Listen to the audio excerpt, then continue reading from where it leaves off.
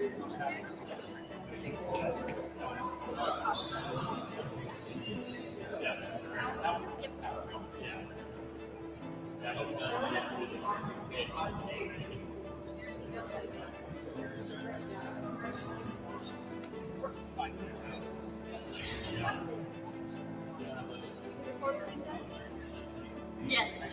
Good job.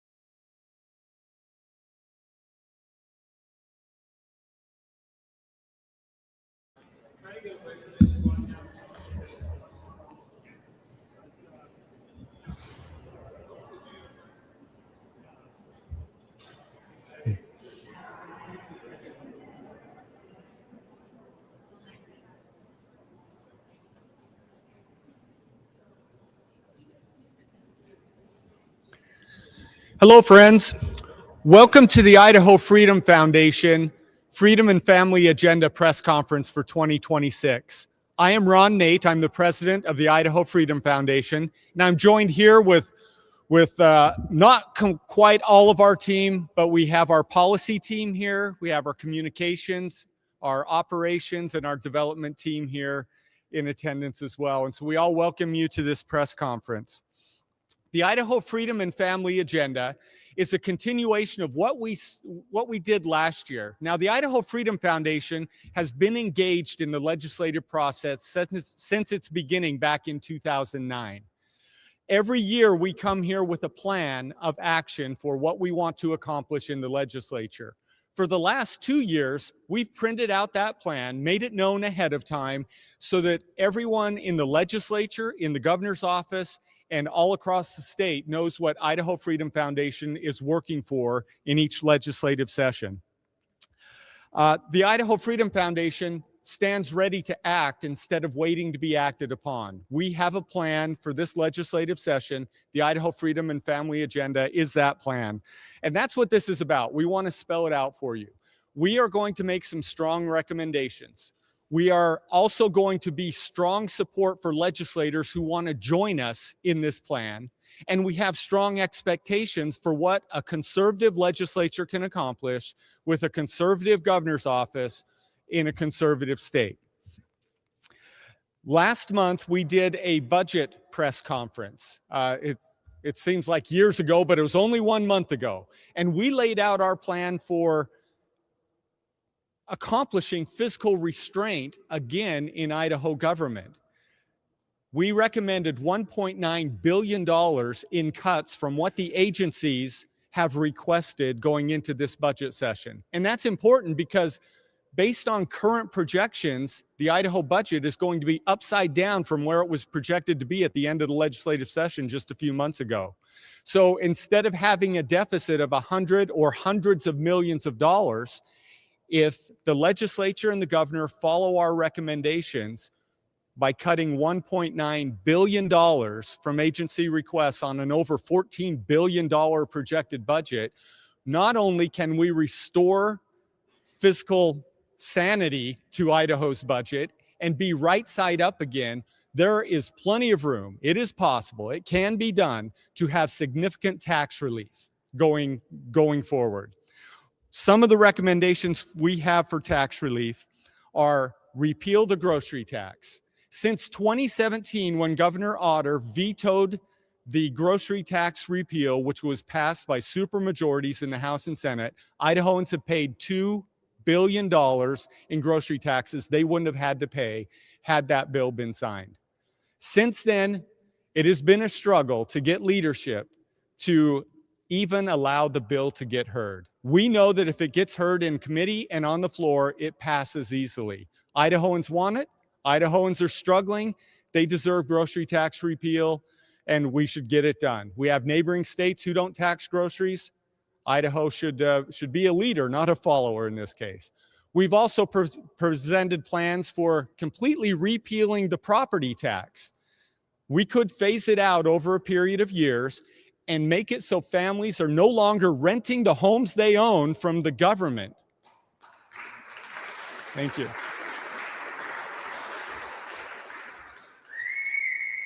That can be accomplished, and it can be accomplished without raising other taxes. That's always a question people ask. How are you going to make up the money? We make up the money by cutting government, by no longer funding programs that are not constitutional or not right for Idahoans.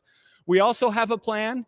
Should the legislature not be too excited about property tax repeal. We could repeal the income tax. I've been working with Speaker Moyle on a plan to repeal the income tax within a period of years as well. Mississippi did it.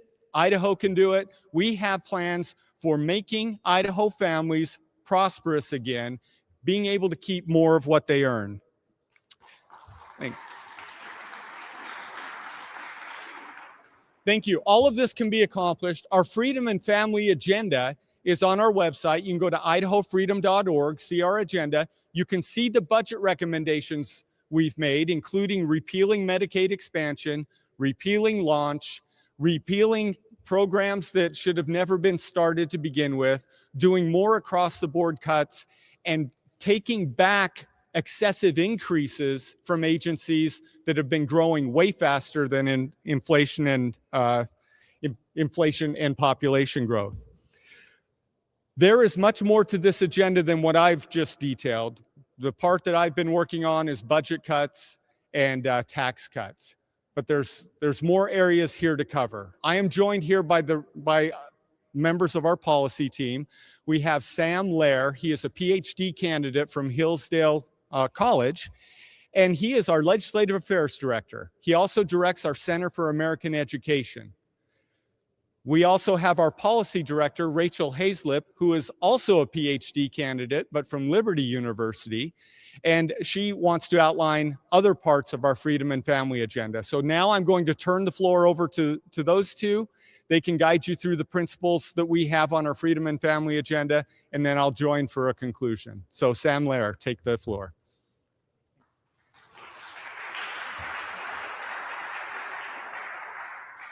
Good afternoon, everyone. It's a pleasure to be here with you today. Thank you for joining us. Over the last few months, the Idaho Freedom Foundation has conducted extensive research. We've met with lawmakers, monitored the activities of the executive branch and interim legislative committees, and spoken with community leaders and ordinary citizens across the state. The 2026 Freedom and Family Agenda is the fruit of that labor. We have identified several key policy priorities for the legislature's consideration that will greatly contribute to the freedom and prosperity of our great state. Of course, these are not the only pressing areas of concern facing the legislature this spring, but we firmly believe these policies merit special consideration. Today, I'd like to highlight three particular areas of importance: affordability, immigration, and education. This country was founded on the fundamental principle that the first object of government is the protection of the people's fundamental liberties, essential which is the right to acquire and possess property. Alas, the ability to own and possess real property has grown increasingly rare and out of reach for many, and especially young families. Nationally, the median age for first-time home buyers, your children, and your children's children, has increased from around 30 years old in the 1990s and early 2000s to a record high of 40 years old in 2025. Meanwhile, the median age of all home buyers has increased to 59 years old. The reason for this is simple. Young families have been priced out of the American dream, with the median home price in Idaho now over $450,000. Idaho is in dire need of pro-family policy that supports the American working class, not by doling out government handouts or market manipulation, but by recommitting ourselves to the principles of limited government. Ask any builder or tradesman in this state what the biggest cost driver is for new homes, and they will answer burdensome and unnecessary government regulation. To this end, we encourage the legislature to enact free market solutions to deliver affordable housing for American families, such as rolling back costly zoning regulations and permitting requirements. Next, another major policy consideration for Idaho is immigration, which is on the fore of everybody's mind. Last session, the legislature took tremendous strides towards alleviating the financial burden of illegal immigration in our society, including the passage of House Bill 135, which limited illegal aliens' access to public benefits. However, several meaningful pieces of legislation were left on the table. One such bill was House Bill 382, which would have required our public education system to report the immigration status of students. According to the Federation for American Immigration Reform, Idaho spends nearly $250 million, let me repeat that, $250 million a year educating the children of illegal aliens. If accurate, that figure is enough to expand school choice for an additional 50,000 students, all of whom would be American citizens, or cover the purported special education budget gap 3 times over. But until such legislation is passed, our policymakers are being left in the dark regarding issues of vital importance. Thus, we encourage the legislature to reconsider introducing House Bill 382 and the other immigration bills left on the table during the 2025 legislative session. Finally, I'll end by briefly touching on something of the utmost importance for me in this state: civic education. Last session, one of the most important bills to fly under the radar was House Bill 397, which reformed our state's civic assessment requirement for high school graduates. I highly commend both the bill's sponsors and the work of Superintendent Critchfield and her staff on the ongoing implementation of this reform. However, our public education is still in need of a broader paradigm shift to ensure we are instilling our youth with the wisdom and virtues necessary for citizenship in a free society. Recent polls show that our nation is facing a crisis of civic illiteracy among young adults. Unsurprisingly, this same generation, which understands very little about our nation's history and its heritage, has less pride in their American identity and is more likely to denigrate our founding fathers as villains. This is a troubling and unsustainable trend. As forewarned by one of America's great orators, the dying of a nation begins in the heart. We cannot expect to safely hand down the reins of self-government to a generation that neither loves nor cherishes the legacy of their forefathers. There is no better time to reverse this trend than now, on the eve of the 250th anniversary of our republic, with the Declaration of Independence hanging above our rotunda.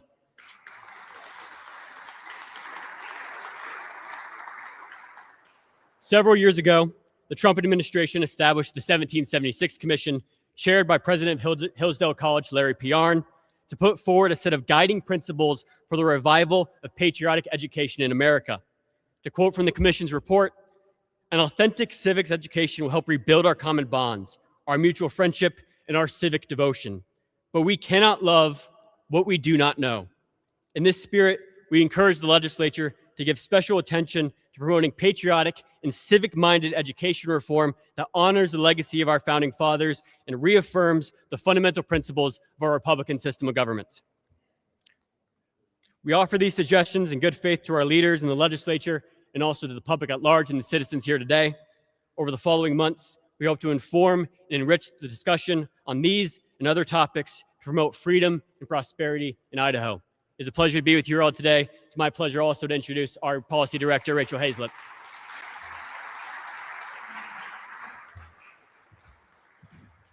Good afternoon, everyone. I'm Rachel Hazlett, Policy Director here at the Idaho Freedom Foundation.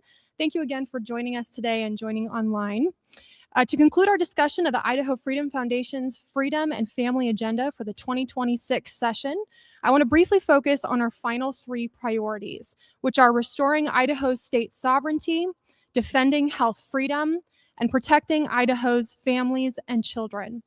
Each of these issues are rooted in the same principle embraced by the founding fathers, that liberty thrives when power is close to the people. First, restoring Idaho's sovereignty. At its core, sovereignty simply means self-governance. The founding fathers believed that the powers delegated to the federal government should be few and defined, whereas the powers remaining in the states should be numerous and indefinite. This design was intentional and meant to preserve liberty by preventing the centralization of power. Sovereignty is rarely lost all at once. It erodes through small concessions, temporary rules that never expire, voluntary entanglements with the federal government, and regulations accepted because resistance feels inconvenient. Over time, these concessions add up, and self-government gives way to dependency. At the Idaho Freedom Foundation, we believe reclaiming control over our lands, our resources, energy, and water is essential to restoring Idaho's state sovereignty. Idaho is better equipped to steward what's within our borders than federal bureaucracies thousands of miles away. We also believe the states are meant to serve as a check on the federal government, on federal overreach, and Idaho can lead by example this session by ensuring that Idaho's National Guard serves state interests. Additionally, we champion the deliberate work to disentangle our state from federal funding. As the IFF demonstrated at last month's press conference, Idaho does not need federal dollars to subsidize our budget when fiscal responsibility is properly employed.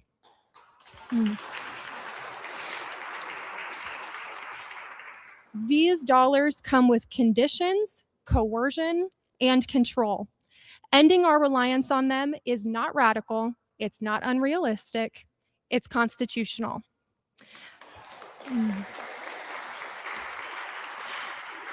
The legislature has both the authority and the obligation to strengthen Idaho's sovereignty, and we call upon the legislature to do it this session.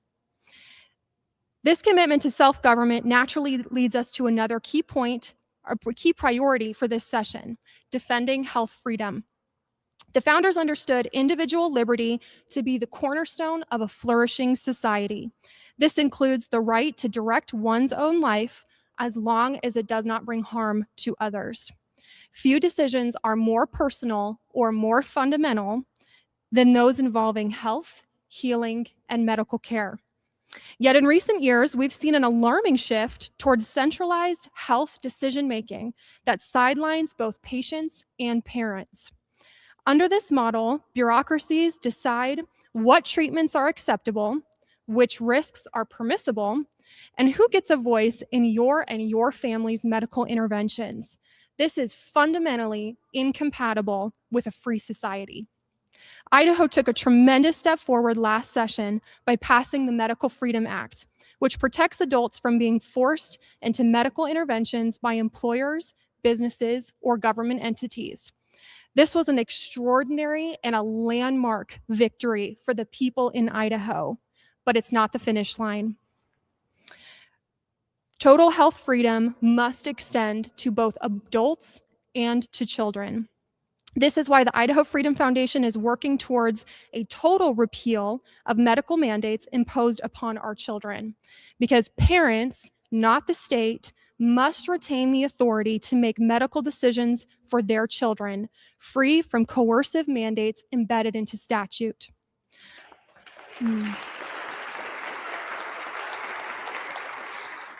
Idaho has the opportunity this session to become the first state in the nation to enact full medical freedom. Let's get it done.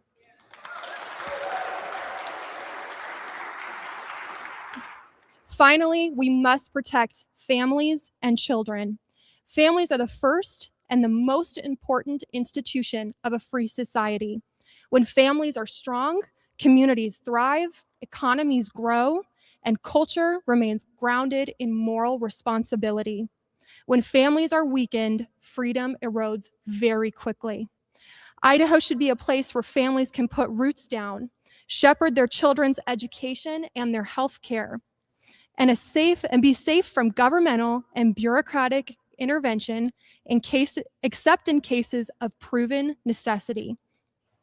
Parental rights need to be reaffirmed in the legal system here in Idaho this session. Today, parental authority is increasingly challenged, whether in education, healthcare, or social services. Too often, parents are treated as obstacles rather than the primary stewards of their child's well-being.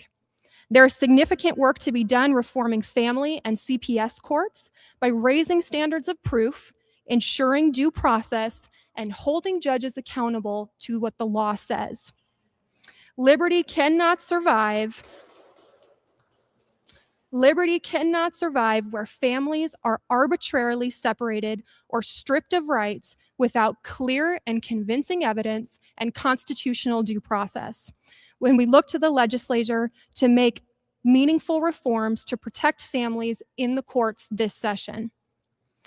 Finally, protecting families and children means defending children in the womb also. With a pro-abortion ballot initiative looming in Idaho this year, the fight for life is once again front and center in our beautiful gem state. Radical Marxists right here in Idaho are working to legalize abortion up to the point of a baby's ability to independently survive outside the womb. During the 2025 session, Senate Bill 1059 was brought forward to totally abolish abortion. The IFF calls upon the legislature to bring this bill forward again and to pass it in the 2026 legislative session. Abortion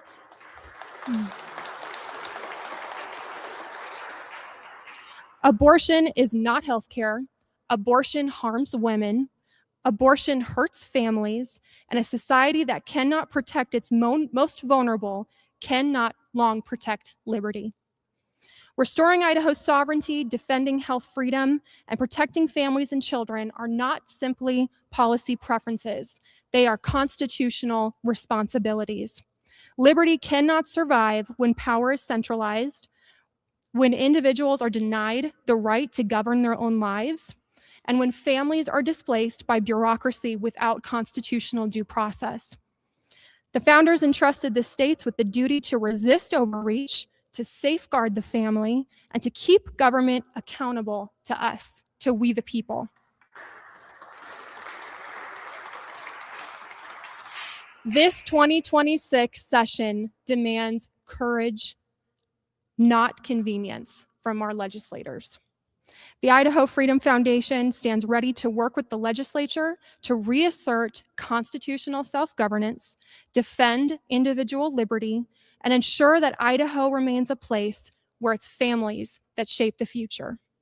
Idahoans are ready for change, and we believe the legislature has both a moral mandate and a constitutional duty to act in these areas this session.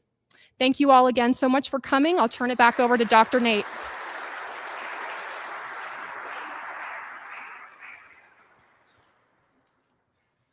There you have it. There is a freedom and family agenda for 2026 from the Idaho Freedom Foundation. The cards are on the table back there. It includes all the explanations of our bullet points. This is what a freedom and family agenda looks like in Idaho. Before ending though, however, I would like to make a request. There are a lot of folks here who want to be engaged in the process and want to make a difference in Idaho. I respect that. Please do that.